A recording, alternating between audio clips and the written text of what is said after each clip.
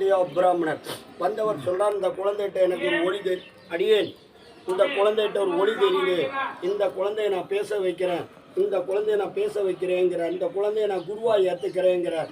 வந்தவர் சிறு கள்ளத்துக்கு இந்த பொந்தில் வைக்கிறார். குழந்தைகிட்ட ஒரு அசைவு இருக்காட்டு. உடனே ஒரு கேள்வி எழுப்புறார்.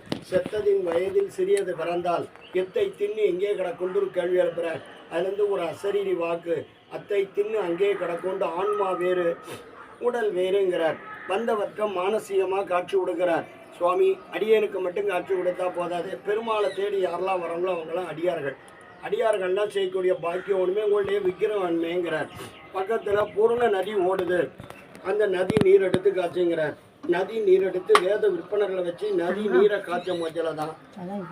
முதல்ல ராமானுஜர், ரெண்டாவது நம்மாழ்வார். அந்த நம்மாழ்வார் தான், இவர் தான் நம்மாழ்வார். சிற்பி கைப்படாத விக்கிரகம், தாமிரபரணி நதியிலிருந்து காட்சியெடுக்கப்பட்ட விக்கிரகம், வேதம் தமிழ் செய்த மாறன். நம்மாழ்வார் சேவிச்சாலே 108 பெருமாளை செஞ்ச பலன் உண்டு. இதில் 108 பெருமாளும் காட்சி கொடுத்து, என்னைப்பாடு உன்னைப்பாடு, நான் யார், நான் எந்த ஊர்லேருந்து வந்திருக்கேன், என் பேரை சொல்லு, என்னை பற்றி பாடிட்டு நம்மாழ்வார் திருவாயினால் பாட்டை வாங்கிட்டு போயிருக்காங்க. நேரில் போனது கிடையாது.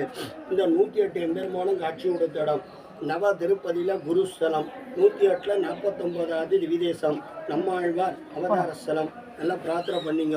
ஏன்னா நம்ம ஜென்மா